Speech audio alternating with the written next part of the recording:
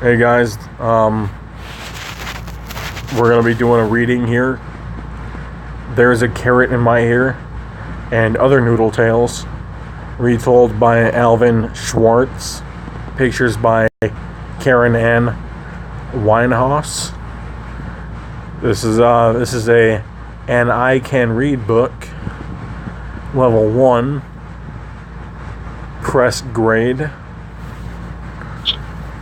So when I was taking these screenshots, I messed up. So I don't. Is that even? Is that page 1? Oh, this looks like it's page 1. There was a carrot in my ear, and I literally just read that. All right. All right. No, this is the first page here. Foreword. A noodle is a silly person. This book is about a family of noodles and the silly things they say and do. They are Mr. and Mrs. Brown, Sam and Jane, and Grandpa. Notice how all these fricks are triangle facing really hard. It's not natural. Here we got some nice pictures. We got Grandpappy right here. That's right, I don't have my touches being shown, so you can't see what I'm pointing at, but you can see the hot old man in his little I'm a buoy looking outfit. The Browns take the day off. It was a hot day, so Mr. Brown took his family to the swimming pool.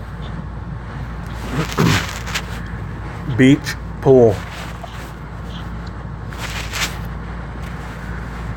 Sam and Jane jumped right in. They raced all the way to the other end of the pool. Then they raced back. Grandpa jumped in. Then he jumped up and down. Each time he came down, he called out, "Brrr!"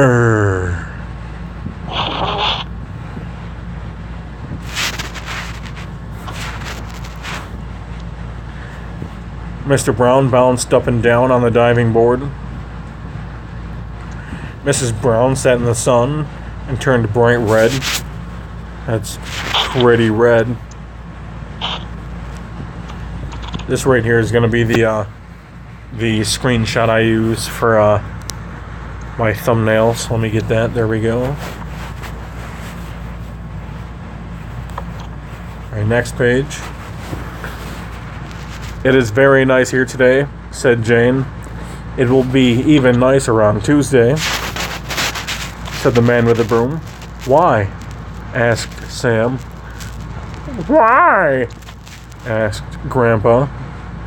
"Oh, why?" asked Mr. Brown. "Why?" asked Mrs. Brown. "On Tuesday," said the man with the broom, "there will be water in the pool."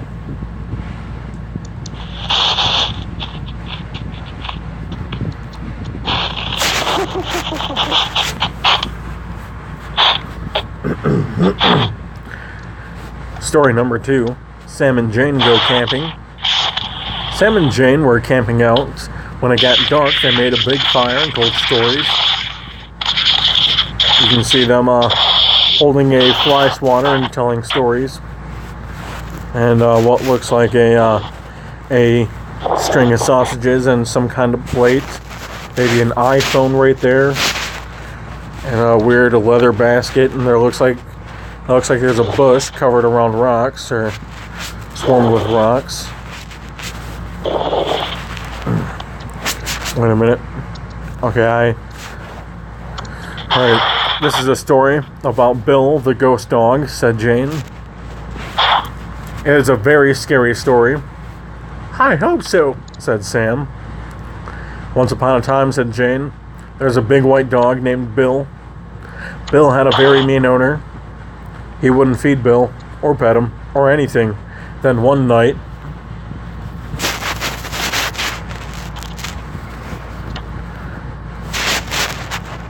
suddenly Jane stopped. She heard a strange sound.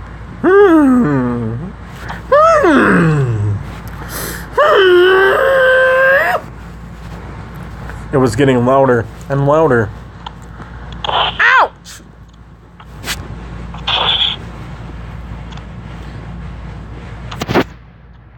Something bit me. Ouch!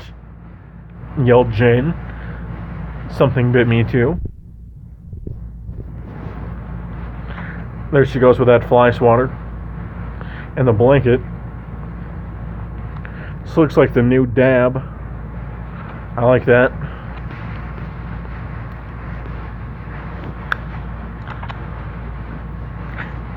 There's a lot more. It's a bunch of mosquitoes, yelled Sam. They jumped up and down and ran around. Look at all these mosquitoes. And waved their arms, but the mosquitoes would not go away.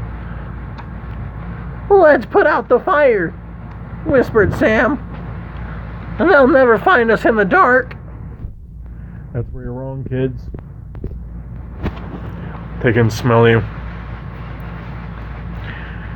Then some fireflies flew by. You would not believe your eyes. Oh no, Sam groaned. They are back. And now they are looking for us with flashlights. You would not believe your eyes if 100 lightning bugs gave you 10 million lightning hugs. Number 3. Yippee. Mr. Brown washes his underwear.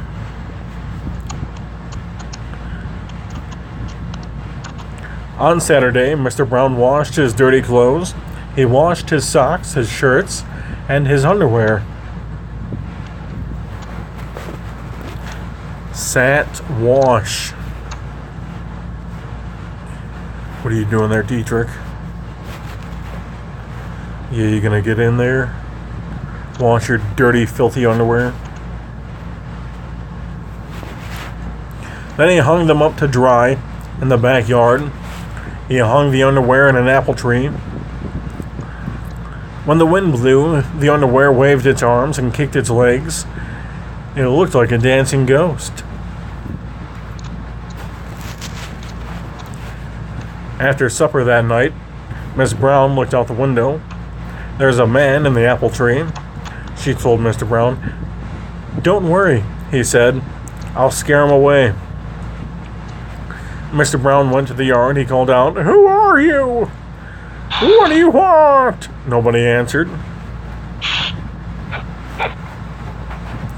He called out again, Who are you? What do you want? Again, nobody answered. Mr. Brown got angry. You are very rude not to answer me, he shouted. But there was still no answer.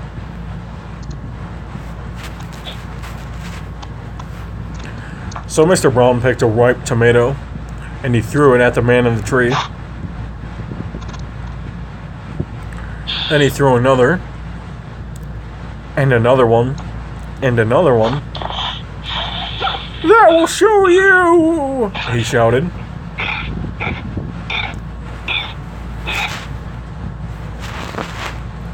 The next morning, he went outside to get his clothes.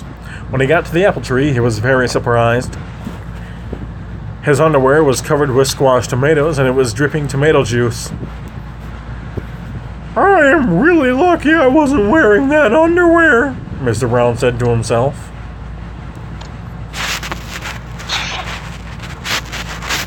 Wait a minute. Wait a minute. Something doesn't add up here.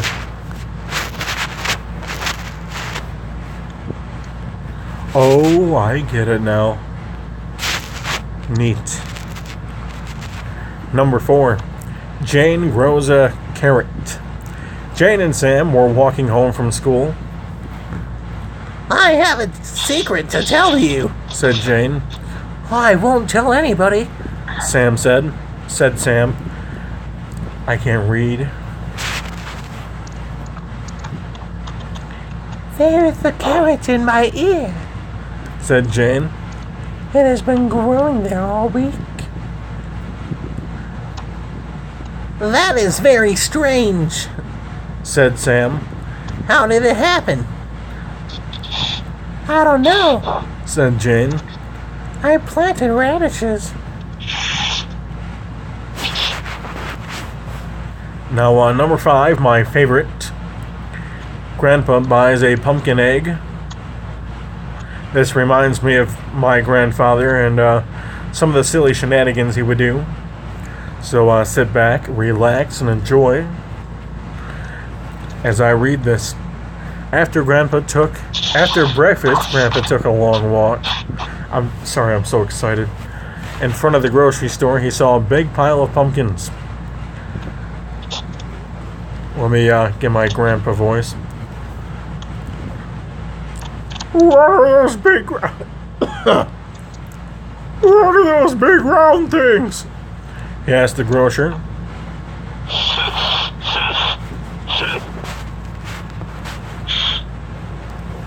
Don't you know? The grocer asked him. I don't think so, said Grandpa. The grocer smiled. They are horse eggs, he said. You put one in a sunny place and just sit on it for a day and night, and it will hatch into a baby horse. I bet Sam would like one, Grandpa thought. When Grandpa got home, he put the pumpkin in the backyard. Then he went to the kitchen and got a chicken egg, a hard-boiled egg, and some jelly beans, and some lemonade. Now I won't get hungry, he said to himself.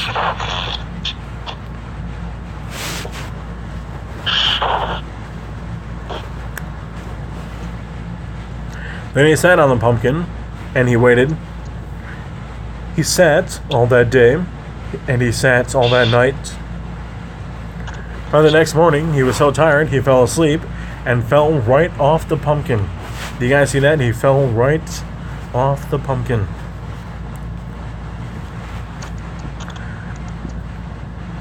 When that happened, the pumpkin started rolling down the hill.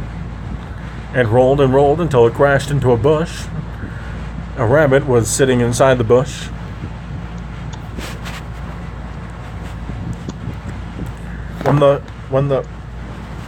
What the heck? When the pumpkin rolled in, the rabbit jumped out and started running. Grandpa saw the rabbit, and he got very excited. Come back here, little horse, he called. Come back! But the rabbit kept running.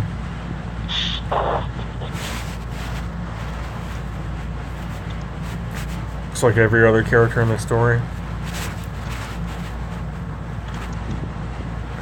Grandpa went to see the grocer again. I want my money back, he said. Why? Asked the grocer. Well, said Grandpa, the egg hatched all right, but the baby horse ran away.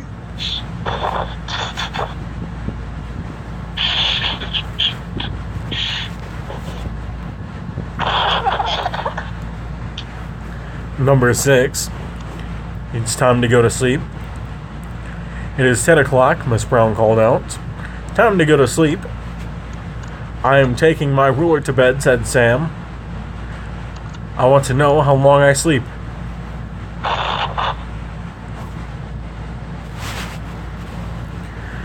I am taking my bicycle to bed, said Jane. I am tired of walking in my sleep. I'm taking my running shoes to bed, said Mr. Brown. Last night I dreamed a bear was chasing me, and I don't want him to catch me.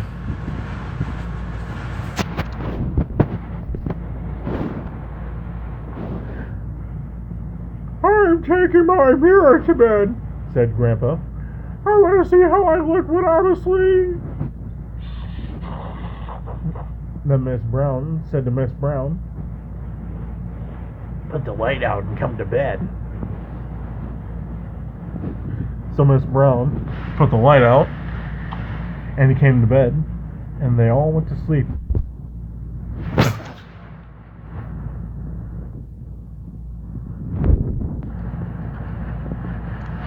Sorry, this caught me off guard.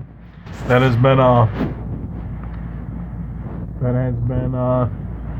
There's a Karen in My Ear and Other Noodle Tales, retold by Alvin Schwartz, pictures by Karen Ann Winehouse. If you enjoyed this children's reading, then I will definitely be doing more of those. And if you didn't, well, find someone else to watch, because I really don't care. And you have a great night sleeping if you are sleeping. I'm thinking about you.